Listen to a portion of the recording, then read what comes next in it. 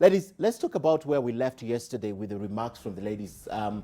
We began with Anne, we went to Gladys Wanga, then we had Ngilu, then we had Governor Waiguru. There was a common denominator, but I want to talk about what you think is there for the ladies or the women in the BBI report. Let me begin with you. Thank you so much, Ken. You know, Ken, Article 26 and 81B clearly explain on affirmative action and the gender role. But now, unfortunately, we don't implement it. You can remember even this bill on women and gender has been there in the parliament for twice, actually, and we tried to lobby, but it did see the light of the day. So I think now this BBI has come up now with the idea again, and I think it's a good idea. Because now they're saying if the governor is a woman, the deputy governor will be a woman. And it's not applying only to the top positions. Actually, it should apply even to the... Across the board, according to Waiguru, yes. Even the whip everywhere. Yes, yes. Okay. Even to the committees. Right now, you see even in the county committees, we don't have the chairs who are women mostly. And now we are going to fight for that. We must get a woman for the chairman and maybe the vice for a woman. Whether we don't have a woman who can fill that position, you're going to fight for it. We tried, but you know the male chauvinism in Kenya is still very high. You can't ignore that. Okay. They just see it in words, but in actions, they really bite us What is back. the assembly like? And I feel what is the assembly like in terms of women versus men, the ratio?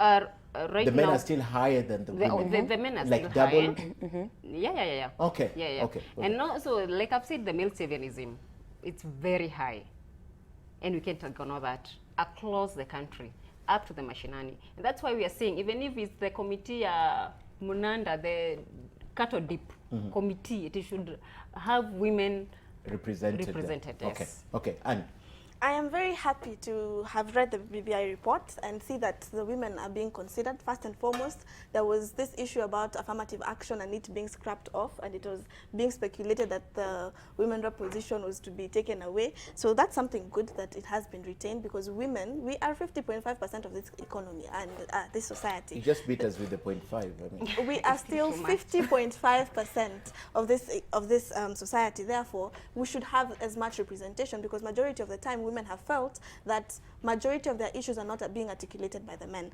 Secondly, is about the issue of building. How is that possible, and that most of their issues are not being articulated by men? This space is increasingly widening right now. What has been happening in the past? How have we got women issues? Or sorry, I know God doesn't want me to say women issues, but the issues around women, right? How have we got it to where we are today if they've never been taken care of?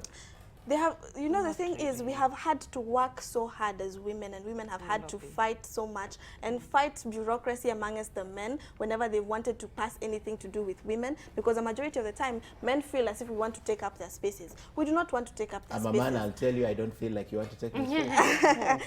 The only thing that women want is representation, so that their issues are also represented. Because the majority of the time, their issues were used to be swept under the rug and forgotten about. I think what you want to tell me is you feel that you should be articulating your own issues as opposed to letting us articulate it for you. Can you not I am saying not that? done. Okay. Proceed. Proceed. Okay. So yes, women should also get the opportunity to say their issues. That doesn't mean that when a woman rep is in parliament, she will not articulate issues of the men. They're supposed to represent everyone and be legislators as they are.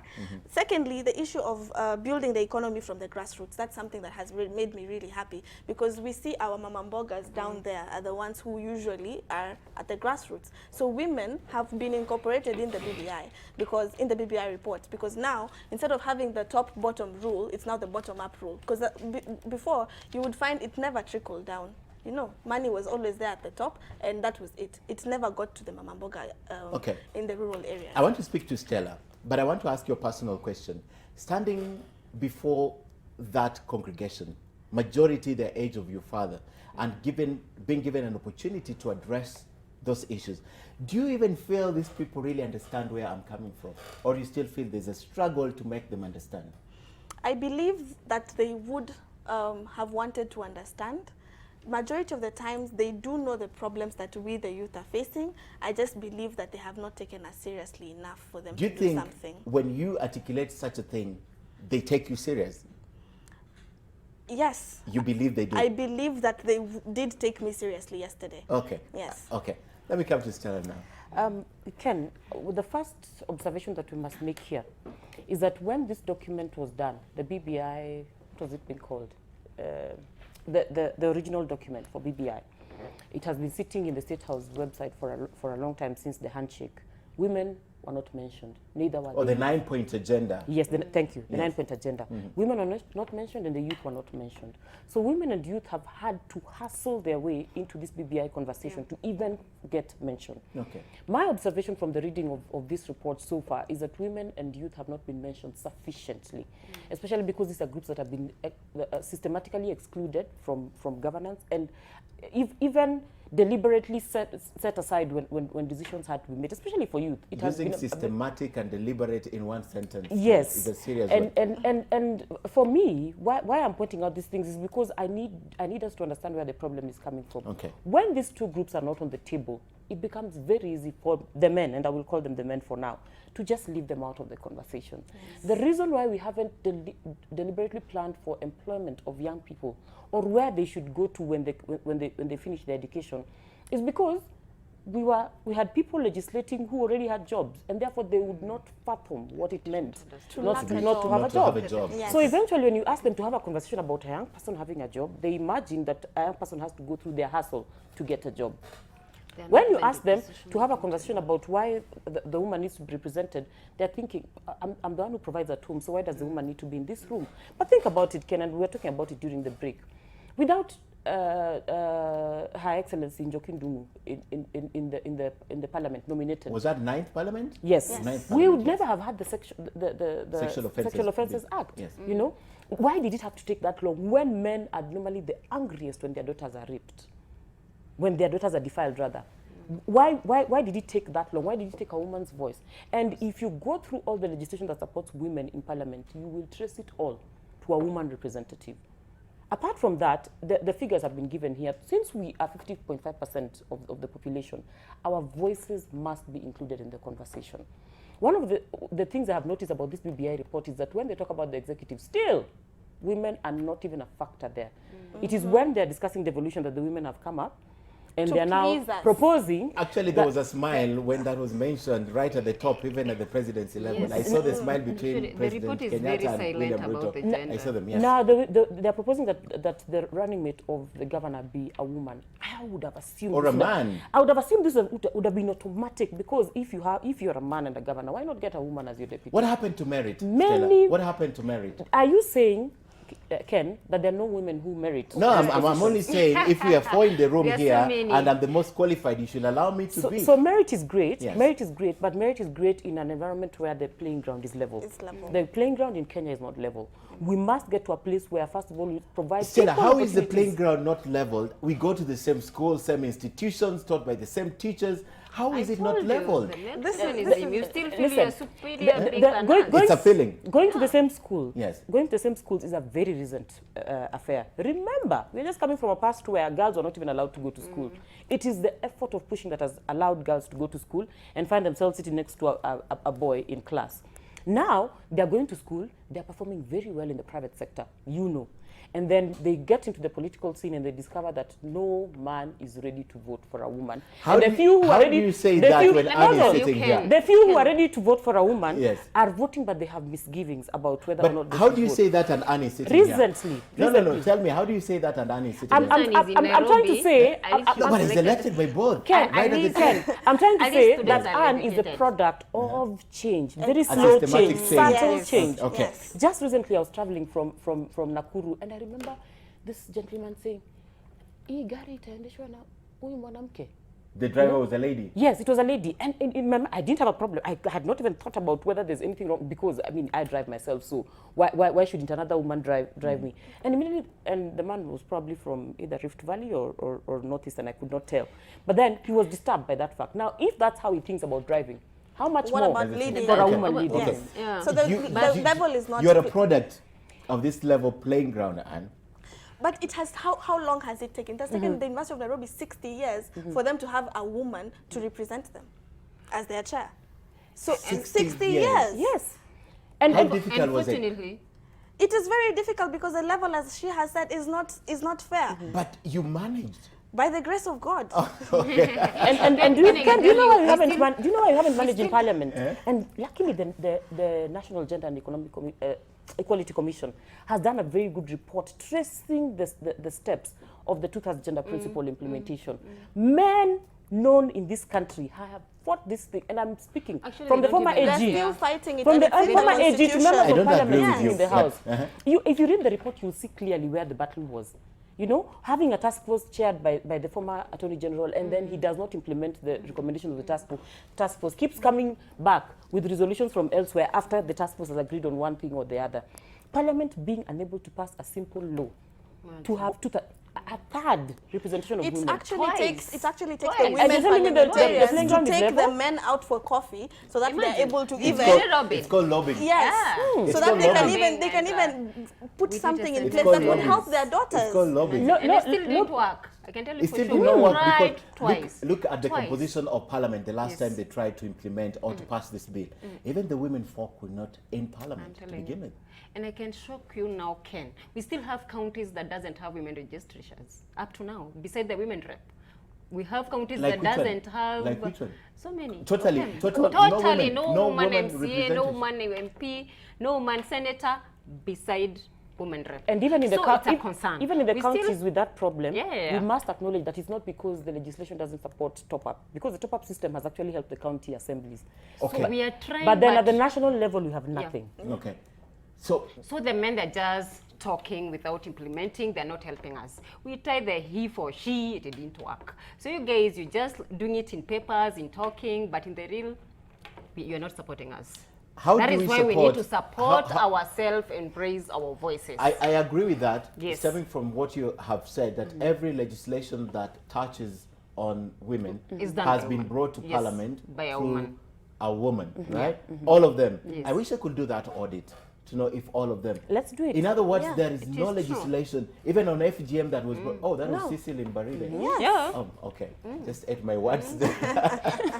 So this is And the we still reason. have- This is the reason why the Kitui governor yesterday was shooting for the skies because the demand was outrageous. You could even see the body language and how the room changed when she said, "We'll even ask for more." You know, Yes. but that's the feeling that you're pushing the men to the wall, and now you want to get them on the other side, and you're still pushing them. I agree. Much as we are talking about executive expansion, nobody is talking about gender. They're just talking about deputy governor, prime minister, the president, deputy president, but they're very silent on the gender. Actually spoke and of we two. feel, we feel Actually even, spoke of Spoke two. of the Two deputy but Deputy it's presidents, still two true, deputy but he prime ministers. did talk Yeah. about gender. That is where we are saying, even in that expansion, we need to have women. Yes. Thank you. That We is- need to that have is missing. diversity. Okay. Even though Yeah. it's not all bad, I mean, Because for the first time, someone has 50% spoken about. plus, we need to be represented even at the Exact- the national, top side. yeah. Yes. So the question is, what happens to merit and how governments are won? They won based on who brings what, right? Even just looking at the last general election in 2017, 2013, the basis of Jubilee winning was who brings what on the table. Now, a single personality, you figure out the political landscape right now and tell me who will do what the deputy president did in 2013 and what he did again in 2017. If you were to justify that if the president is going to run as a man, we need to have a lady there, who would justify that? How would you It justify? would How be would equal you for justify? all parties. Can It I, will be equal, I have, yes. I have a comment to make on this matter, and especially because you keep on insisting on merit. And I may not be very nice about it. The reason why I'm saying I may not be very nice about it is because I want to point out that we have a lot of male fools. Not all of them, but very many male fools in parliament. And they were voted by their Women. constituents, and they actually got into parliament to represent their people. And they are failing them And miserably. the constituents Actually- constitute men and women. And women, thank you very much. Now, when you talk about merit, you're basically saying someone qualifying for the position in parliament or qualifying for a CS position and that kind of thing. I am saying that some of those fools are former teachers, former doctors, former engineers, former contractors, former businessmen. We have women now who are businessmen, contractors, teachers, whatever. But they're not willing to I get their am hands saying, dirty. I'm politics. saying, if you're going to be talking about merit, and part of merit is allowing a male fool to be in parliament, then allow sufficient numbers of female fools Also to to be sit in part- the same parliament. I am basically saying, and unfortunately, I'm deploying an argument I normally deploy when I'm having tax conversations with the EU, for example, when they say, why should we allow you to have your taxes when eventually you're going to use them, or rather you're going to embezzle the funds. And I tell them, allow us to have our money, use it for corruption if we want, it is our money. So I'm saying, allow women to be in parliament, let them be fools in parliament. The same way we have very many men who have been, and I don't want to mention names here, but we have very many men in parliament who are not useful for the conversation of legislation in Kenya. Just allow But they're us to still be in parliament. They're in parliament. So if it's merit, we have qualified women, and then we have fools. If you're going to give fools a quota, let male Women and female also fools get a work quota. in. You're going to give qualified people a quota, let qualified females and qualified Okay. males. You know, And it Ken, was- men has been justifying by saying, you know, women are enemies of yourself. Yes. They are the enemies of themselves. Yes. If you guys wanted to be the president today, you can be because you have numbers. have So majority. we've been using that to make us realize that we are enemies of ourselves. And it is not true. That is not true. Again, they've been using us during voting. When you listen to them, they're like, unajua ukishika wa mama umepita. Kama si wa mama singepita. Then I'm thinking, if these women voted for you, why can't you go and be there for their voices? Why can't you be there and register on their behalf? So I think they've Does that been remind you what using Raila us. Odinga said about Kambas? I don't want to comment on that. Yeah, but I but he feel, basically- but it I was basically feel, about women. If they like promise they'll do women, something, like they'll men do have it. been using women during voting time, and then after that, it just forget about them when they just pass And election.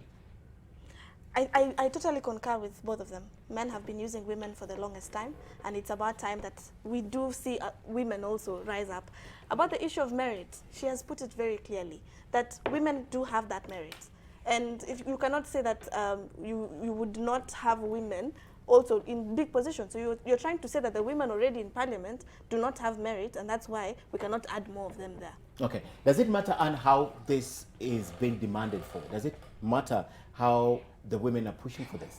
We're actually pushing it, we're pushing for it in a very civilized manner. It should not be like this. We should be more aggressive in pushing for more spaces for ourselves. Okay. Because Stella said something that if you look at the 9-point agenda straight after the handshake in March of 2018, there was no mention of women and youth anywhere, right? sadly. So They had to how do fight. what would you say? Do you attribute this to community group presentations, organizations, institutions, parliament? Because there's several people that presented before the BBI team.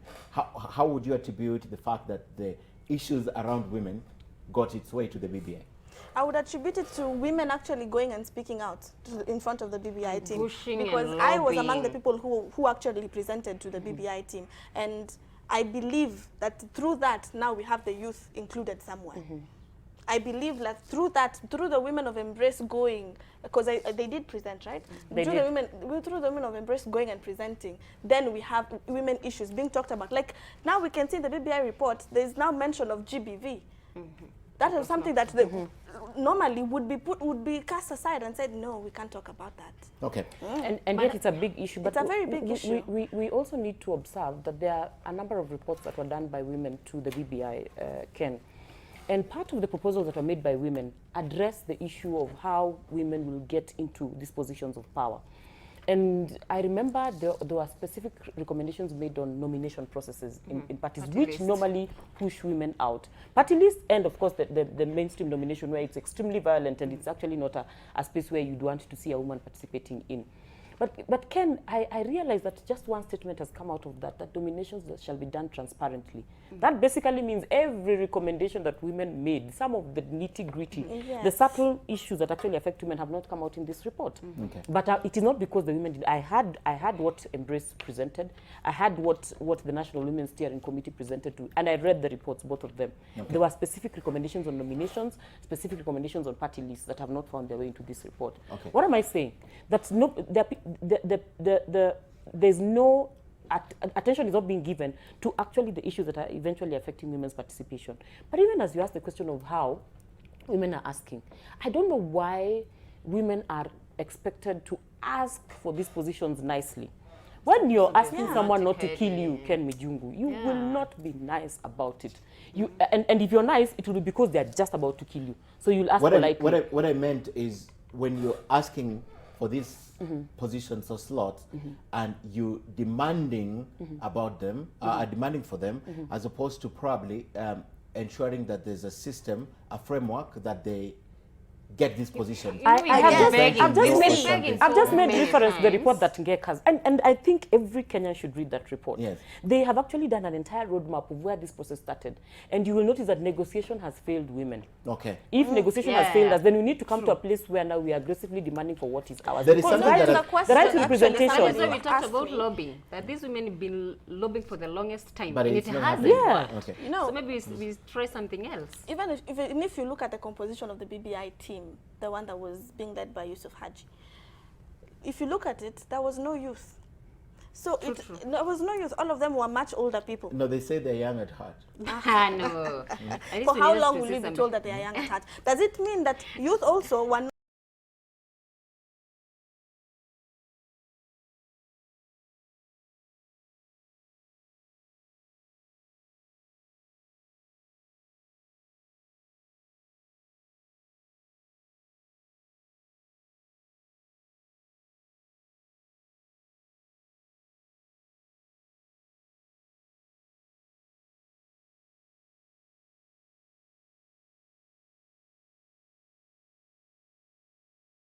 for far too long?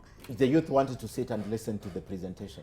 We need to be No, in at a least situation there where should be youth at the representation. table of making A decisions. young I am the perspective. devil's advocate here. Don't hit me. A young perspective needed to be on the table Yes. when the report was being consolidated. Why? But how do you know why? they weren't there? How It's I about know you. Yes. is because the report has addressed the youth as a victim again. Oh, okay. Yeah. And Ken, you have been moving a certain sector of this nation, you as Ken Mijungu, a certain sector of this nation as a young person. I think you graduated very recently, maybe last year. All right? There are very many people in this media house that we are in Yes. who have been moving this nation as young people. In the private sector, we have got very many people who are moving this nation. I personally, most of the achievements I have on my record, even as you mentioned awards, are things I did as a young person. So when you start addressing young people as victims, Without it's them- because you're refusing to it's- recognize their potential to actually impact It's on the the same thing we're doing with the women, right? Yes. It's the same So, thing. so when you see that happening in any conclusions, you know that the wrong people were actually concluding. I on have a their general opinion. question not on this. involving- A general question that touches on both youth and women. They're the victims. Anytime there's something, just like Musalia Mudavadi said, there's always, the victims are always the women and And the youth. children, right? And- The and question youths. that I'm being asked here to ask you, because you've mentioned the women being used by the men to achieve their, why do women allow men to use them? Why do the youth allow, like the governor of Nairobi County said yesterday, being labeled goons after an election, right? Why do the youth allow themselves to be? And don't tell me it's because of the economics. Don't tell me that. Let me begin with the representative. representative. Why do they allow, and talk about women and talk about the youth? I will talk about the youth first. Yes. The reason as to why for the longest time the youth have been used, especially in politics and divisive election, is because the youth have a very big voice. We can be very passionate. We can move masses if we want to. But now the problem is, for the past five years, we have been put in this place by our politicians, in a place where we don't have employment, we don't have jobs, we don't have anything. So towards the electioneering period, we start getting 200 shillings, 300 shillings, 400 shillings. You would be enticed. If you're a hungry person, Ken, You have to and eat. today someone comes and gives you 400 shillings, you're going to be used by that person. And it's the same thing with also women. They have taken the mama mbogas and not forgotten empowered. about them for 5 years. And then towards the end is when they come and talk to these mama mbogas vizuri, and the mama mbogas stand with them and say that we as the women of this nation are going to support this person and support this man because he's going to fight for us. But it's the same thing. 5 years down the line, they have not gotten anything in terms of new markets or better places No to work and empowerment. better environments. And then someone else will come and do the same to them. Come and promise heaven, but I'm coming to Anita and Stella on this, but I want to ask a rejoinder to that question. Is this the reason why you believe a round table could settle a lot of this? Because that's one of the things you told the president yesterday.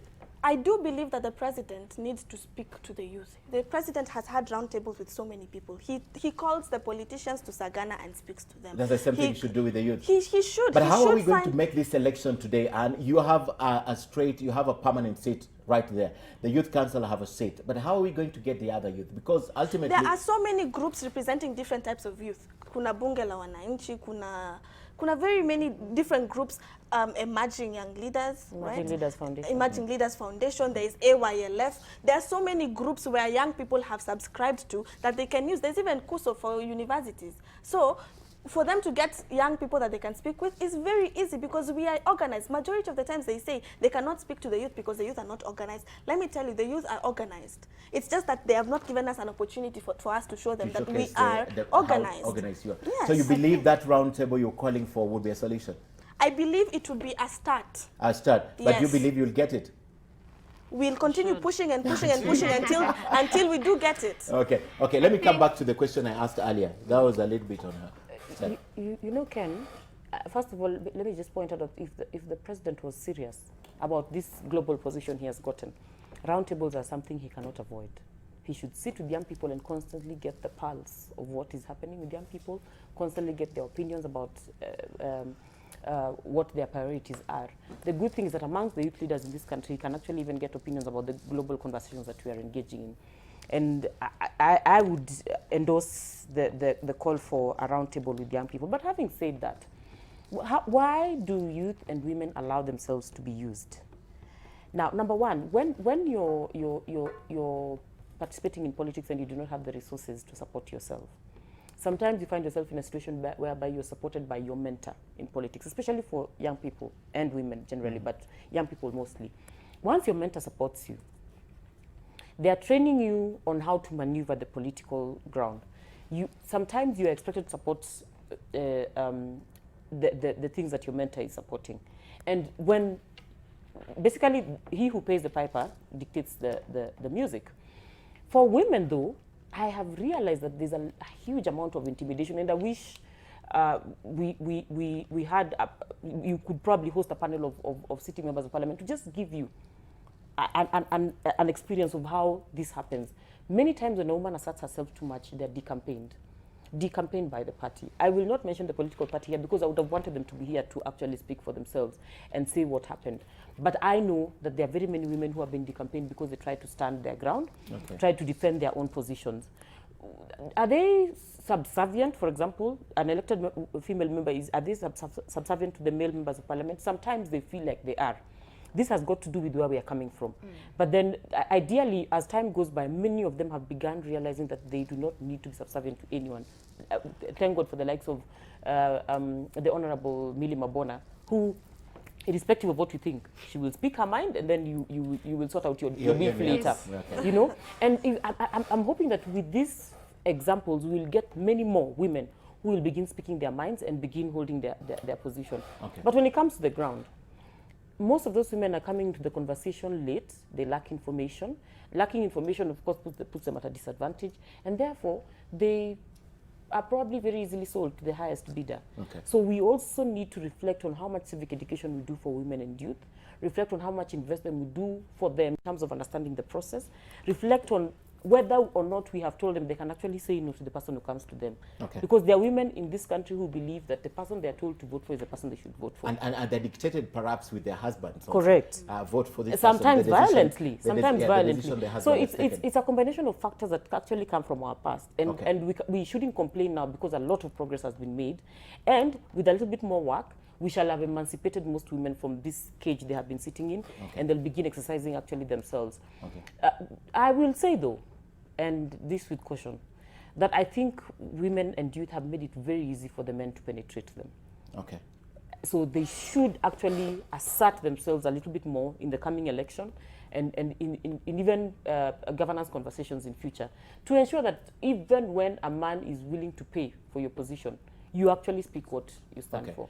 All right. I'm coming to speak to you unless you want to say something really fast. I need to I want to speak on the same about youth. I also realize there's a gap we've created between the elite youth and the ones that have not been educated. You realize, and there are so many. Anytime we have a task force or anything, you realize that there are only those youth, the like of Anne and others who've gone to school, forgetting that there are many youths who've never stepped to class, and they're still under 35. We have boda riders, we have Juakari guys who are below 35, and they're not educated. So anytime we are doing something, most of the time they're forgotten. And also about women again.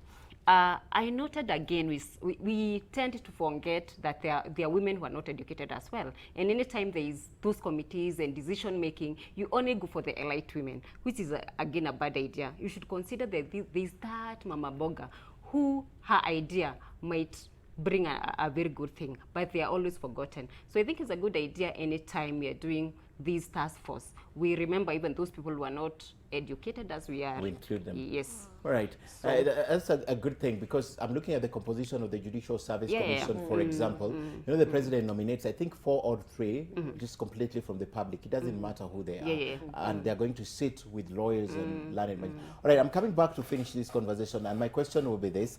Most of these women who we can mention their names, starting from Martha Karua, Charity Ngilu, all of them, all these great women, in politics specifically, because this is now a political process, let's leave the other ones. They fought for this space. Is it time we ended this fight and entrench every other thing that can help women get the space into law so that it becomes law? Do you think that would be the solution? I'd like you view just a short one on the fact that women have so long fought for this space that they have currently and enjoy. Do you think entrenching this and putting it into law will be the solution? Let me begin with you just briefly. I am certain that putting this into law will resolve the issue. The fact that we have a provision for 47 women representatives has ensured that we have 47 women in the National Assembly. So I think having it in law and ensuring that then the provisions for the truth as gender principle and more representation for women in law would be the solution to this problem. We cannot have any shortcuts about it, but then also I realize we cannot bank on the National Assembly as constituted to be the vehicle moving this process. Women have to find creative and innovative ways of pushing this agenda so that by the time it gets to Parliament, it cannot be fought. Okay. Yes, I do believe that this is the way to go. This is the way Kenya should follow. Kenya has for the longest time put women to be marginalized. And it's about time that women, who are the majority, once again I will mention, to be put in the forefront, for them to be able to articulate their issues. And this is the best way for us to do it. Okay. Can I still feel like putting it as a law is not enough? I said we have a constitution 2010 that we voted for with 62%, but we realize that even up to now, there are people who don't like respect the rule of law. So I feel beside it being a rule, beside it being a law, which should happen immediately, they should also not just sit down and wait. They should start to raise their voices and talk and fight for their spaces. Okay. Yes. Fight for the spaces. And implementation of the laws already there and any new law that's to come. Okay. All right. Even as I let you go, there's something else that was mentioned, and it's getting traction. People are really speaking about it. And these are 2 things, mental health and femicide. But because you spoke about femicide yesterday, perhaps I'll give you an opportunity to elaborate why you found this was appropriate for that forum. And then your colleagues here can join in.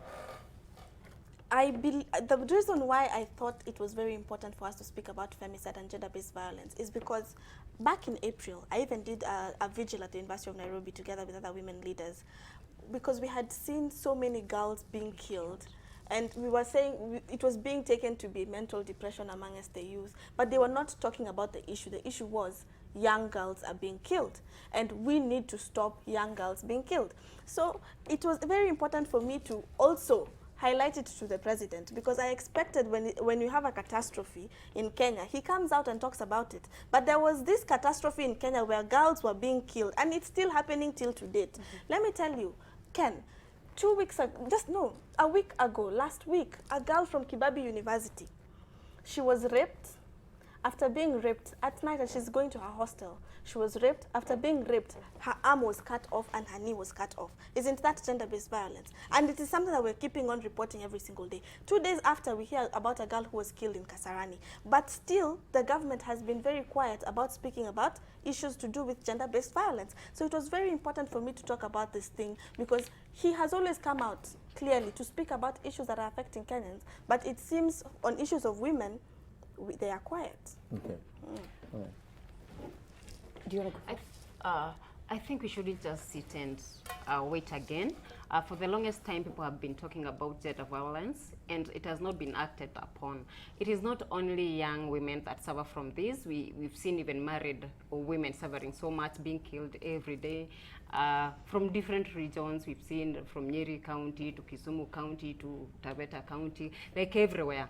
But now there's nobody who is speaking about it, and I think it's a good idea. There's a bill at the Nairobi County Assembly on the gender-based violence, and I'm hoping it will go through another member of County Assembly by name Honorable Wajiro. So I think women have realized it's the highest time to just speak out and talk about it now. Okay. Yeah. Can for those who, for the viewers who do not understand what femicide is the act of killing a woman or a girl because they're a woman. And we've seen rising cases, unless the media is over-reporting, we have seen rising cases of attacks from boyfriends to girlfriends, attacks of random men to women. And then we've also seen a bit of a problem with the military where they actually retaliate by attacking and the police by attacking their family, their wives and children. And this is not something that we can afford to wait until we have seen sufficient numbers to call it a problem before we address it. We must nip it at the bud before it becomes a big problem. So the fact that Mvurya managed to mention it yesterday is actually a good thing, because this is a matter that we must prioritize. The president has voiced his opinion about this matter, especially on the killings in relationships, and he's saying, "Kikataa, wachana nayo." And I think that is one of the policies that we must advance, but we must also check to see the psyche of Kenyans. The Kenyans are dealing with a lot of pressure, Kenyans are under a lot of stress, and sometimes this manifests as the kind of violence that we are seeing against women. Being the weaker sex, and I say this picking from the Bible, sometimes they find themselves in a situation where they have to fight a man and the man subdues them. And where there's no escape, death may result. So I think we must address this matter and address it effectively. The BBI report has outrightly spoken about matters of safety and security with reference to providing or promoting and prioritizing the fight against gender-based violence. And I think this must be taken forward by actually ensuring that there's education, there's response, and there's protection for those who are vulnerable to this kind of thing. So I think it's extremely important that we address the matter. The other thing that I've seen in the BBI report is that they have now made provisions to provide post-trauma counseling to officers who are suffering from PTSD, and not underestimate the influence of the situations they have to deal with on their psyche and everything. And I think this may actually address part of the problem. Okay. Even as we end, I'm told I have 4 minutes on the clock. Yes. Just your other highlights of the BBI report. We are done with the youth and women, so your other highlights. Let me begin with you, just in passing, because you have to close. I've gone through the BBI report, and I would outline there are a few things that I really liked about it. One, about devolution, the fact that now the MCAs will be powerful. There is a ward development fund that has been increased to almost 50%, which is a good thing. The other thing is about making sure like the MCAs are playing their oversight role without intervention from the executive. That one I liked so much. Other things I liked about the BBI report is on healthcare. Although I strongly feel it's a bit shallow, that they could have done it more, but there are a few things that I identified that are good. They're saying if today, you're misdiagnosed in a certain hospital by a certain doctor, that doctor should be punished. We are experiencing a lot of misdiagnosis in our country, and that is why we have a lot of high rise in cancer. It's one of the reasons. Maybe you're in stage 4, for instance, and they're saying you're in stage 1. Maybe you're in stage 1, they're saying you don't have cancer. So there's a lot of misdiagnosis in our country, and I saw it in that chapter of other health. It has been considered. Another thing I noted is about they talked about expansion of executive, whereby we'll have the prime minister, we will have the president, the deputy, and the prime minister, the prime minister having appointed by the president. That means the winner won't take it all, which has been the cause of violence in our country. And the president was very passionate on that. And he narrated the story, how the violence from 2007, 1992, how it started. And he said it has always been happening because the loser just go home with his supporters with nothing. Okay. And now with the BBI report, we can see the loser will have a chance. He'll have like He'll even have a cabinet, whereby a shadow cabinet, and of course he'll be facilitated as well. Okay. So I think it's a good thing. Okay. Yeah. So I know you And can also about highlight a lot of parenting. things, but we are This short one- of time. I thi- need to thi- give this them one a I thing. must say about parenting, whereby now parents will be guided on how to take care of their kids. You realize that our kids, we have moral decays. I mean, our kids are having moral issues, and then the BBI is now clearly or trying to explain how the institution, including churches, where parents will be trained on how to take care or do the parenting, which is a good thing. Okay. But before I finish, No, we are short of I- time, I and must- we have a minute for them. okay. Yeah, we have a minute for them. Yes. So I'll be very brief. I Yeah. really like the fact that the media can now expose corruption cartels in public service. That is something that I saw among the recommendations in the BBI report, and it made me really happy. About the tax breaks, 7 years for 7 years youth, for the yeah, new to business, grow, yeah. for the youth to grow. About hospitals not keeping bodies after if they are unable to pay. Yes, that affects the youth a lot, because the youth are the ones who are left with a bill of 2 million, and you are in high school or you're in university and you don't know where to start.